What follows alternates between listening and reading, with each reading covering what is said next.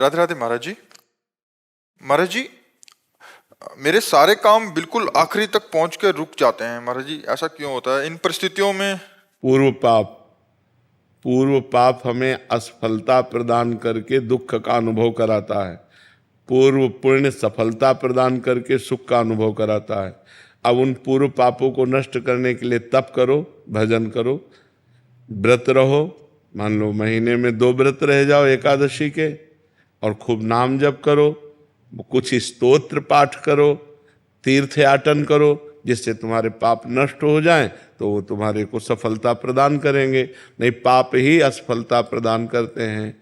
सब कोई सोचता है, सब कोई कामना करता है, लेकिन सबकी कामनाएं थोड़ी पूर्ण होती हैं। और नाम जप करो, भगवान से चित्त जोड़ो, तो हम आपसे सही कहते हैं। आप सोचोगे कि ऐसा हलवा मिले, तो जैसा सोचा वैसे ही हलवा तुम्हें खाने को मिल जाएगा। जो इच्छा करियो मन माही, प्रभु प्रसाद कछु दुर्लभ नाही। अब पाप कर्म करो और सोचो कि हमें सुख मिले, तो कैसे मिल सकता है? फिर तो नहीं मिल सकता। जो इच्छा करियो मन माही, हरि प्रसाद कछु दुर्लभ नाही। अगर खूब भजन कर रहे हो तो जो इच्छा करोगे वो प्राप्त हो जाएगा। अब भजन नहीं, तपस्या नहीं, व्रत नहीं, साधना नहीं, तो फिर किसके बल से कामनाओं की पूर्ति चाहते हो? कामनाएं करते रहो, दुखी होते रहो, चिंता, शोक, भय, मृत्यु, इन्हीं को प्राप्त होता है जीव। इसीलिए सबसे कहते हैं अध्यात्म से जुड़ो, अध्यात्म ही तुम्हें सुख प्रदान करेगा। तुम पैसा कमा सकते हो, तुम नाना प्रकार की पद प्रतिष्ठा प्राप्त कर सकते हो, लेकिन आत्म शांति नहीं। आत्म शांति तो भजन से मिलेगी।